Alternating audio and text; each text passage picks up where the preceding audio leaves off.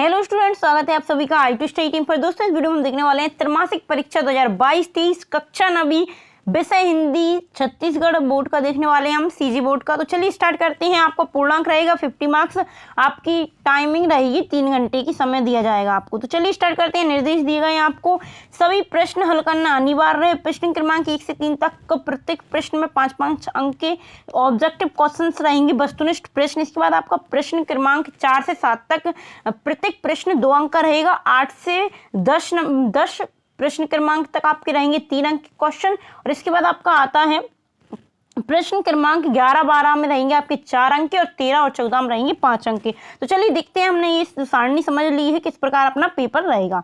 तो चलिए देखते हैं। पहला क्वेश्चन है आपका, आपका प्रश्न क्रमांक 1, रिक्त स्थानों की पूर्ति कीजिए। तो गद्दार कौन के रचयिता हैं, आपको यहाँ पे पाठ का नाम बताना है। दबा हुआ आदमी एक है तो क्या है। इसके बाद भुआ का नाम क्या था। इसके बाद आता है आपका उमा के पिता का नाम क्या है। रीढ़ की हड्डी एक है। तो ये आपकी फिल इन द ब्लैंक्स रिक्त स्थान थे, आपको इनको भरना है। इसके बाद आपका क्वेश्चन सेकंड आता है, मतराही क्या है।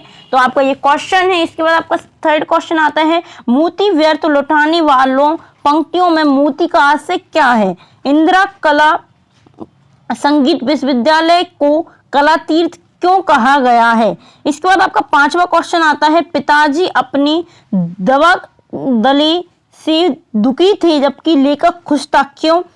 रामचरण को नौकरी से क्यों हाथ धोना पड़ा। इसके बाद आता है आपका क्वेश्चन 7वां, निम्न मुहावरों का अर्थ लिखकर वाक्य में प्रयोग करना है। अंधी की लाठी, अक्ल का दुश्मन, आंखें खुलना, कलेजा जलना। इसके बाद आपका प्रश्न क्रमांक 8वां आता है, लेखक ने ऐसा क्यों कहा कि गुल्ली डंडा सब खेलों का राजा है। इसके बाद आपका इसके बाद आपका क्वेश्चन 9वां आता है, पाठ के आधार पर उमा का चरित्र चित्रण कीजिए। तो आपको उमा की विशेषताएं बतानी, किस प्रकार का उसका चरित्र था इस पार्ट में। इसके बाद आपका क्वेश्चन 10वां आता है, यदि राजेंद्र शाह के स्थान पर रामचरण राजा बन जाता तो राज्य की स्थिति कैसी थी, क्या होती। इसके बाद आपको 11वां क्वेश्चन आता है, 5 रुपए और अंगूठी को आंचल में बांधते हुए भुआ के मन में क्या विचार चल रहा था। इसके बाद आपका अगला क्वेश्चन आता है, प्रश्न क्रमांक 12वां, निम्नलिखित पदांशों की सप्रसंग व्याख्या कीजिए। तो लाखों बार गगरिया फूटी, ये आपका है पदांश। इसका आपको सप्रसंग व्याख्या करनी है। इसके अथवा में भी आपको इसके अथवा में एक और पदांश मिलेगा जो है, तो फिर बचा ही क्या है इस दुनिया में, कितना भयानक होता अगर ऐसा होता भयानक है। अगर आपके 2 पदांश मिलेंगे, आपको एक अध्वाम पदांश मिलेगा, इनमें से आपको एक करना है। इसके बाद आपका क्वेश्चन है 13वां, निम्नलिखित पदांशों की सप्रसंग व्याख्या देनी है गद्यांशों की। तो आपको इसमें गद्यांश दिए गए हैं, उनकी आपको व्याख्या करनी है। पहला है, अब मुझे कह लेने दो बापूजी, ये जो महाशय खरीदार बनकर आए हैं उनसे पूछिए कि क्या लड़कियों के दिल नहीं होते, क्या उनको चोट नहीं लगती, क्या वे बेबस भेड़ बकरियां हैं जिन्हें कसाई अच्छी तरह देखभाल कर खरीदे। इसके बाद आपका अथवा में एक और गद्यांश है, राजमहल खूब सजाया जाता है, नगर में कम उत्साह नहीं रहता, दूर दूर से नृत्य मंडलियां आती हैं, संगीत के कलाकारों का जमाव होता है, रामलीला का जो जैसा अंत ही नहीं होता, सचमुच राजधानी मानिकपुरी उस दिन सजी धजी दुल्हन से कम नहीं लग रही थी। इसके बाद आपको अपठित गद्यांश आता है, जिसको पढ़कर आपको उत्तर देने हैं। कई लोग समझते हैं कि अनुशासन व स्वतंत्रता में विरोध है, किंतु वास्तव में ये भ्रम है। अनुशासन के द्वारा स्वतंत्रता छिन नहीं जाती, बल्कि दूसरे की स्वतंत्रता की रक्षा होती है। सड़क पर चलने के लिए हम लोग स्वतंत्र हैं, हमें बाईं ओर चलना चाहिए, किंतु चाहे तो हम बीच में भी चल सकते हैं।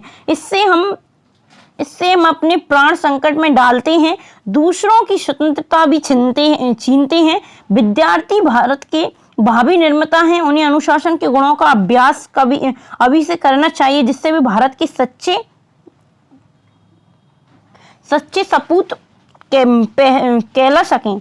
इसके बाद आपके गद्यांश का उचित शीर्षक बताने हैं आपको, अनुशासन की आवश्यकता क्यों पड़ती है, गद्यांश का सारांश बताना है आपको, 2 या 3 लाइन में आपको सारांश बताना है। इसके बाद आपका क्वेश्चन 15वां है, आपका नाम ममता साहू है। आप कक्षा 9वीं में शासकीय उच्च माध्यमिक शाला रायगढ़ में अध्ययनस्थ हैं। अपने प्राचार्य को शुल्क मुक्ति हेतु आवेदन पत्र लिखना है आपको। इसके अलावा में आपको क्वेश्चन मिलेगा, आपका नाम मोहन है, आप अपने प्राचार्य को स्थानांतरण प्रमाण पत्र हेतु एक प्रार्थना पत्र लिखें। ट्रांसफर के लिए आपको एक प्रार्थना पत्र लिखना है कि आपका स्थानांतरण के लिए प्रार्थना पत्र। इसके बाद आपका क्वेश्चन 16वां आ जाएगा, निम्नलिखित में से किसी एक विषय पर निबंध लिखिए। तो विज्ञान का चमत्कार व अभिशाप, आपको विज्ञान का चमत्कार दिया गया है। यहाँ पे आतंकवाद दुनिया के लिए खतरा है, बेरोजगारी की समस्या जो कि हर स्टेट में पाई जाती है, तो आप लोग इस पे भी लिख सकते हो। आपका कंप्यूटर से लाभ व हानियां, तो आजकल डिजिटल इंडिया बन रहा है और टेक्नोलॉजी का जमाना है,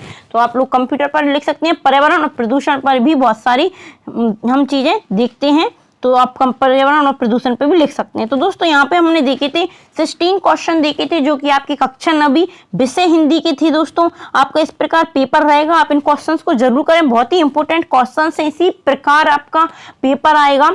तो वीडियो कैसी लगी कमेंट करके बताइए, और अगर तक अभी तक आपने i2 स्टडी टीम को सब्सक्राइब नहीं किया तो चैनल को सब्सक्राइब कर लें, बेल आइकन प्रेस कर लें ताकि आपको इसी प्रकार की और वीडियो का अपडेट मिलती रहे। तो चलिए मिलते हैं अगले वीडियो में, धन्यवाद।